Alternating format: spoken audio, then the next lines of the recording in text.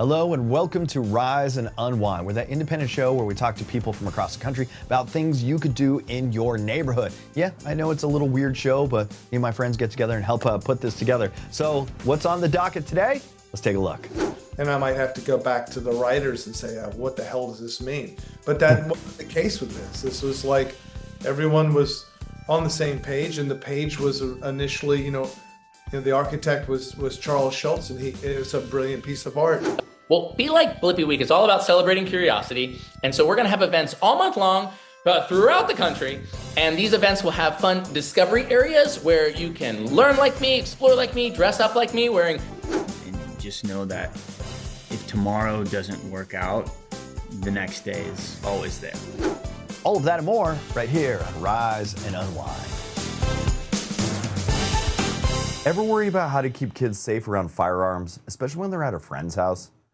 For the fourth year in a row, firearms are the leading cause of death for children and teens in the United States. Today, we're looking at practical research-backed ways families can reduce risk at home and in our communities. Joining us is Dr. Lois K. pediatric emergency physician and chair of the AAP Council on Injury, Violence, and Poison Prevention. Welcome to the show, Dr. Lee. How are you? I'm doing well. Thanks for having me. All right, we've heard firearms are now the #1 cause of death for United States kids and teens. Can you put that in context for families watching? Yeah, when you want to break it down, it essentially leads to an equivalent of a school bus full of children dying every 2 days due to firearms. But we know that research is really key to helping us figure out what are the best approaches to address this issue with evidence-based solutions that work. What does the research tell us that actually works to keep children safer at home and in other homes they visit? So research tells us, first of all, having unauthorized access to firearms is definitely a risk factor. And so what we know is by securing firearms more safely in the home, we can decrease the risk both for unintentional or accidental shootings, as well as intentional firearm deaths from things like suicide and homicide. For parents and caregivers, what are the most important steps today? Safe storage basics, conversations with other parents, or what else? All of those things. So in your own home, one way to secure your firearms is to have them unloaded and lock away your firearm and your ammunition separately, of course, in a way that your children can't get them, like with a gun lockbox or a firearm safe. But as you mentioned, it's also important to talk to family and friends where your children go to other people's homes about how they secure their firearms, just like you would talk about food allergies, wearing bicycle helmets, and wearing seatbelts in the car. Beyond the home, how does ongoing research help communities choose the right interventions? Like how seatbelt research shaped the car industry. Absolutely. Research was really essential in showing us what are the effective interventions like seatbelts and car seats that have significantly decreased car crash injuries and deaths throughout the U.S. And we don't have that research for firearms, although certainly in the last 5 years, through federal investments, there are dozens of states with multi-year projects across 27 different states that are helping us answer this question in communities across the U.S.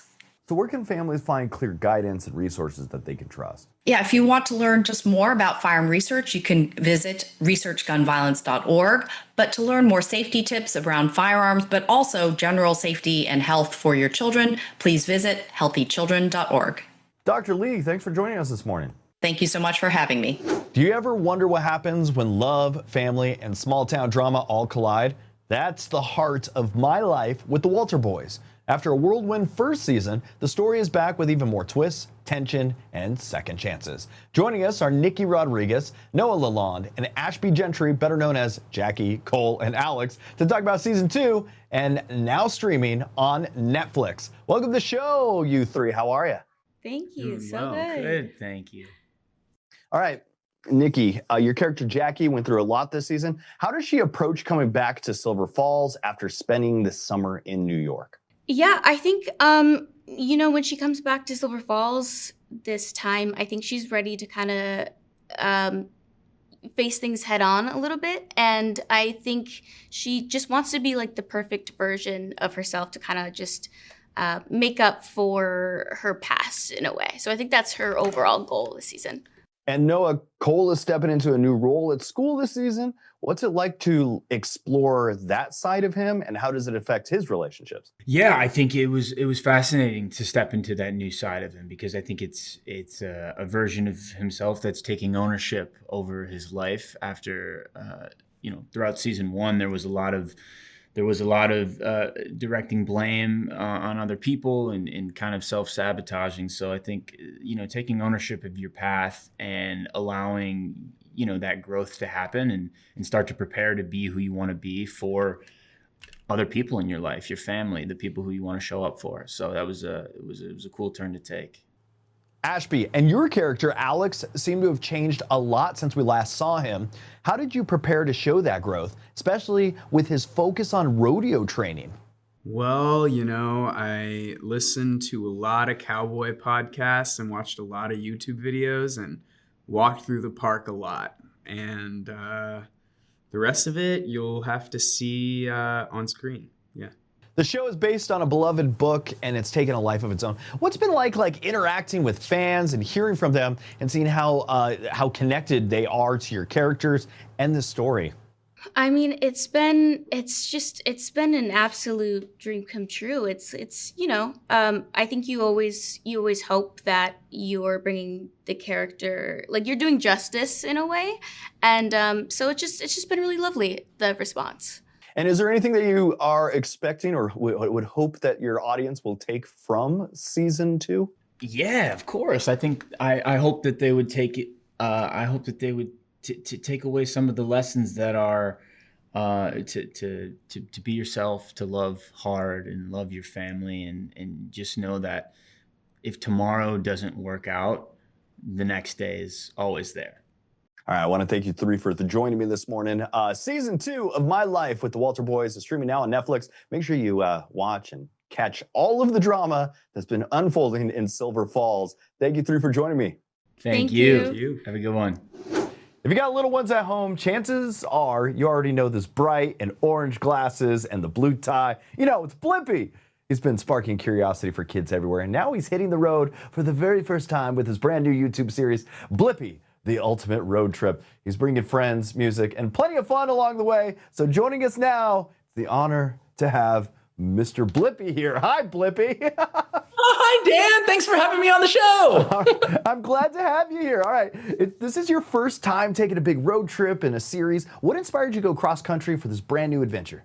Oh, well, I think it's really exciting for kids to see me in their hometown, so then they can go visit the places that I have been.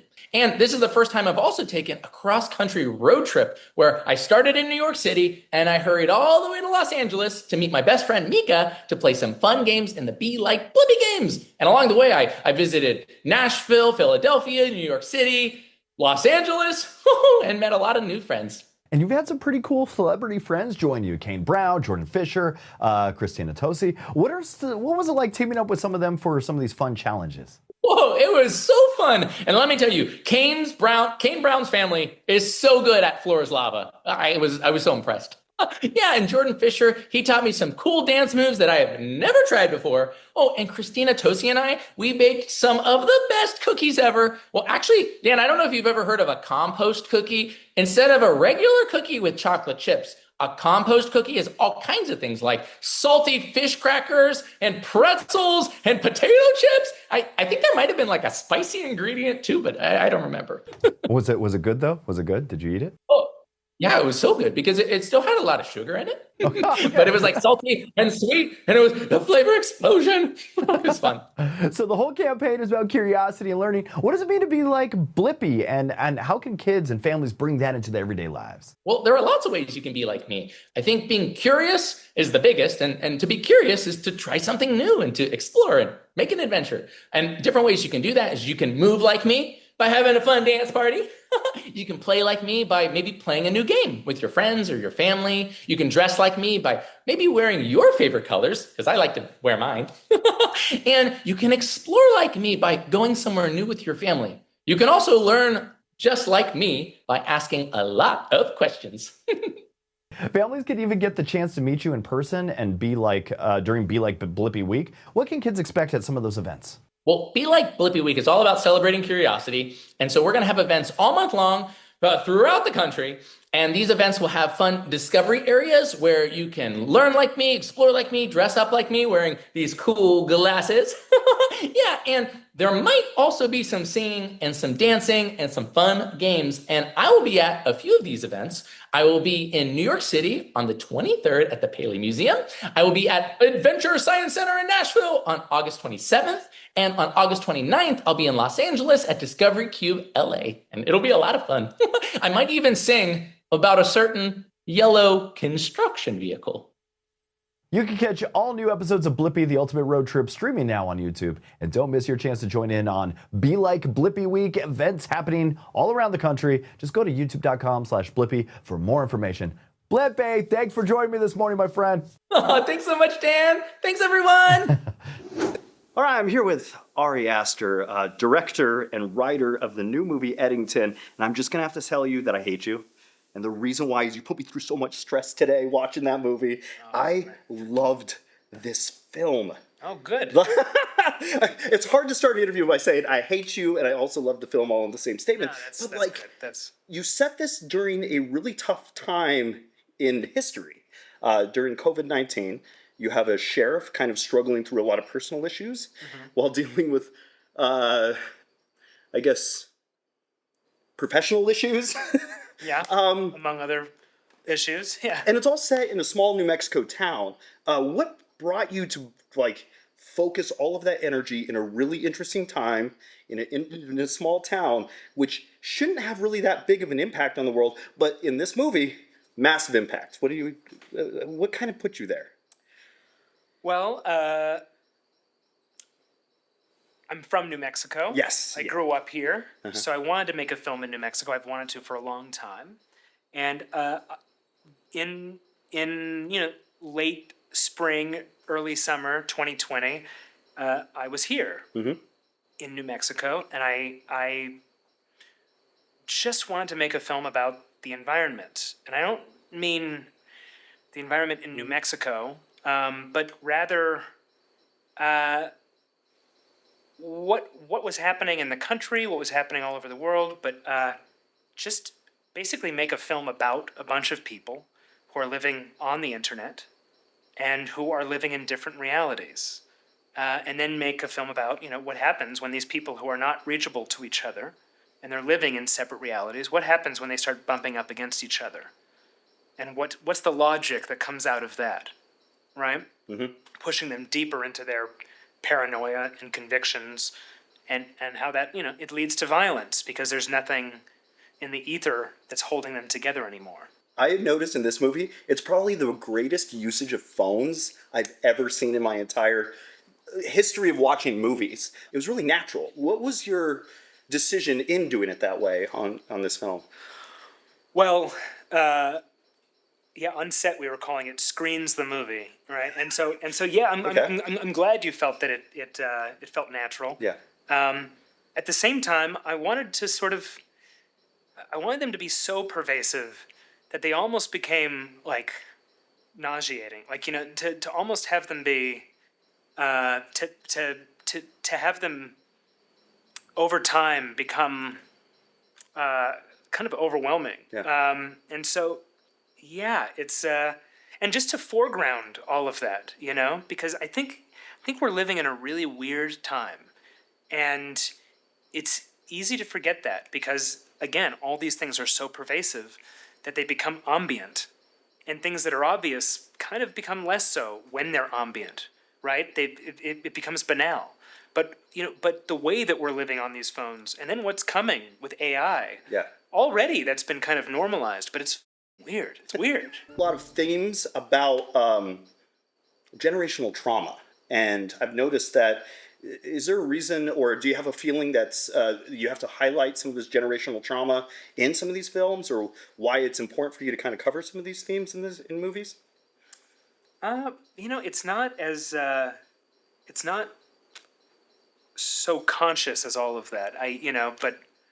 But I don't know. We've all got trauma. We do. Yeah, that's pretty much all there is, It gives every character one heck of a backstory, or at least history to their story. Yeah. Right. Yeah. No, and I think I think this film in particular is about a bunch of people who have their own histories, and they also turn to history to shore up their beliefs, whatever they are. Some of them are directly oppositional, and it's about people who are kind of lost in themselves, and they're living in their heads, and so yeah, it's I more than any other film I've made, I want this to sort of function as like a landscape, where it's Joaquin Phoenix is his character, Sheriff Joe Cross. He's the main character, but I wanted to pull back as far as I could and give as broad a picture of the political, ideological landscape as possible. And also, but to also have it be very rooted in New Mexico. It's sort of, this town, Eddington, sort of functions as a microcosm for the rest of the country, but it also sort of functions as a microcosm for the politics of New Mexico as well. Yeah. Anyway.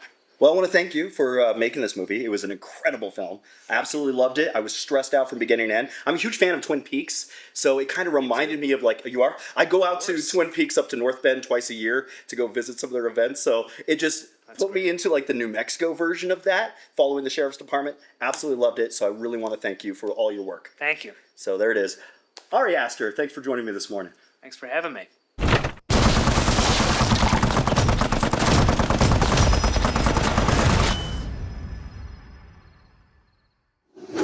I've been a fan of our next guest for many, many, many, many, many years. And it's not just the music. I love the clever way he tells stories through his songs. Now, he's kind of bringing that sharp writing to the Peanuts gang in Snoopy Presents a Summer Musical, the first Peanuts musical in over 30 years.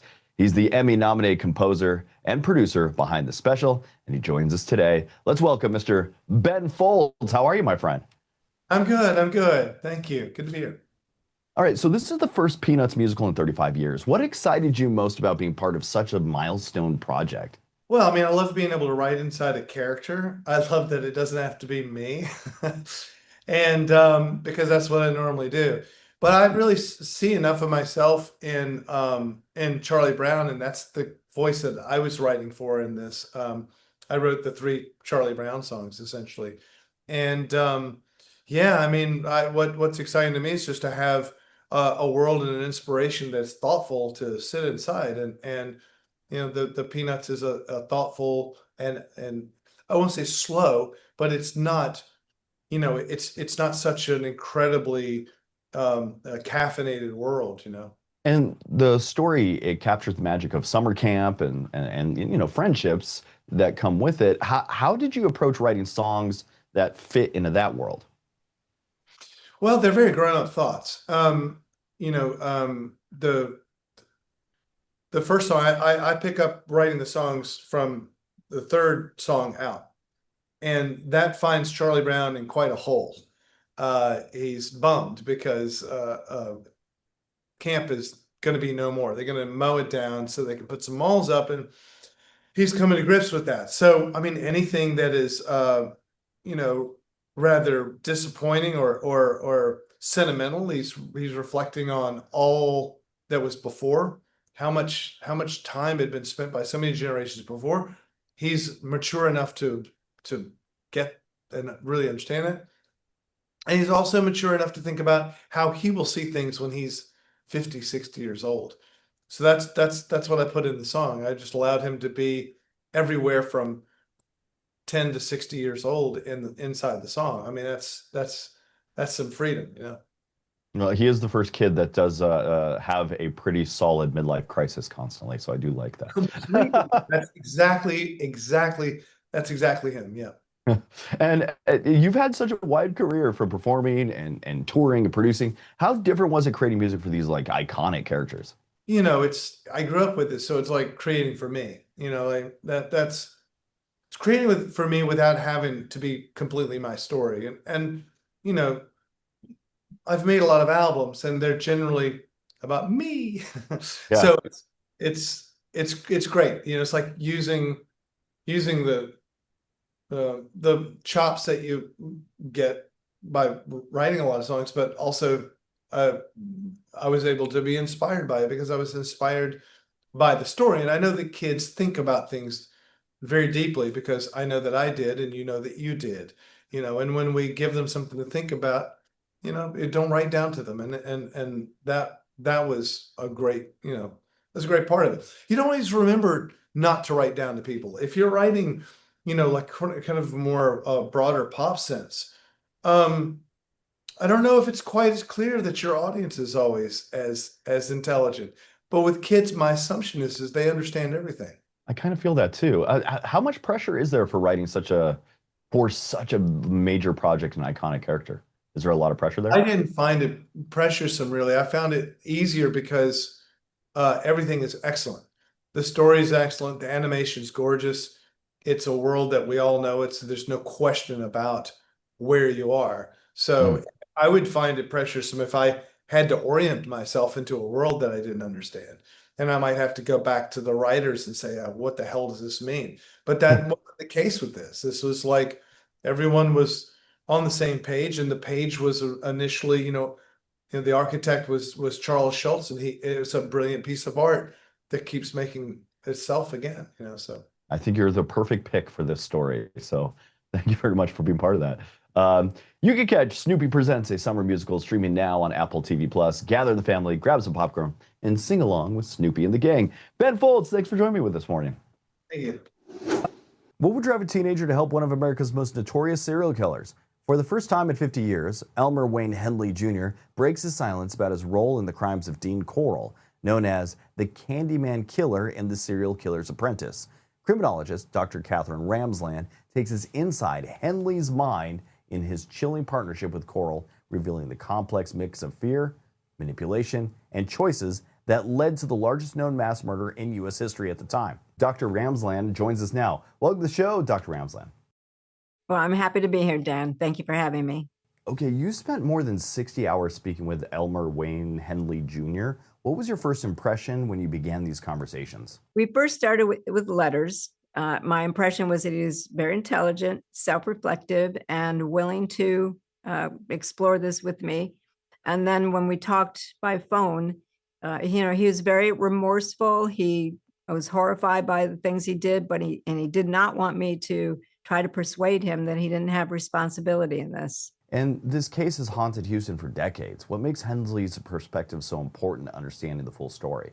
Because the sense of what people have of him is from a book that was written 50 years ago, based on pretty much on police reports and a few family interviews. No one talked to Henley. No one talked to anyone who knew Henley and really had not gotten his story. He had attempted to tell it a couple of times, but it was dismissed or distorted. And this is the first time he's really taking a deep dive into his story. He wants the truth of what happened to him out there, in part to help protect kids today and prevent this kind of thing in the future. And Dean Corll was known as the Candyman Killer. How did he manage to evade suspicion for so long while committing so many crimes? Corll was what we know as a successful predator. He understood how to groom a whole community to believe he was just a nice guy, a big brother, someone who could take kids to the beach and the movies and whatnot and take over some of the parental responsibilities, and everybody really liked him. So his ability to persuade people that he was just a normal guy while he was looking for, among the teenage boys in the neighborhood, he was looking for victims that he could torture, rape, and kill. And so he was successful at that for 3 years until Henley himself put a stop to it after being his accomplice, but put a stop to it by killing him. And you explored the dynamic between Henley and Corll. What did you learn about the psychological forces at play in that relationship? I looked a lot at the differences among types of accomplices and what we call the murdar, how the predator looks for the kind of person that could partner with him in vulnerable kids, how they can bait them and manipulate them into doing things they wouldn't ordinarily do. So it was a kind of a master dominant submission relationship. It was coerced and groomed, and Coral knew exactly what he was doing. He had learned from others. He apparently was part of a larger network of traffickers. And he certainly studied their ways, whether he participated much with them or not. And so he used that to groom first David Brooks and then Wayne Henley. And beyond the true crime aspect, what do you hope viewers will take away from this documentary? I hope they take away that predators are more sophisticated today than ever. Kids are more vulnerable because they're more willing to share private details and to meet people that they just met online who are complete strangers. So we're hoping that kids who get into trouble, who are pulled into such situations, are listened to when they try to get help, because that's something that Wayne did not have when he tried to get help. Is there anything that we could learn from the situation and use for future? I think the important thing is to understand how predators groom the community into believing that they're wonderful people. If there are complaints, or if there is the suggestion that they are doing something with kids, like they don't want other adults around when they're with kids. And so we have a whole list of guidelines in the book about this. We definitely want people to understand that there are things to be on the lookout. They are signals, and that they need to pay attention to them. The Serial Killer's Apprentice premieres on Investigation Discovery, and it also streams on Max. Don't miss this unprecedented look into one of the most disturbing criminal partnerships in American history. Dr. Ramsland, thanks for joining me this morning. Well, thanks for having me. I appreciate it. And that's it for Rise Unwind. I want to thank you for tuning in and checking out the show. I know we're a weird, small show. We're an independent. Me and my friends have kind of come together to help make a TV show that's broadcast in a bunch of cities across the country. Yes, we're a national show, but we do try to connect locally. So if you are a local business having a local event, we will produce shows specifically for the markets that we're aired in. So go to our website, riseunwindtv.com. Send us your information. Tell us what you want to talk about, and maybe you could be on a future program. And that's how we do it. We localize as much as we can, even though we're doing multiple cities. I know this is a weird show, try to explain it that way, but that is what we call Rise and Unwind. Follow us on Facebook, follow us on Instagram, and tune in every week right here. Thank you. That's it for Rise and Unwind.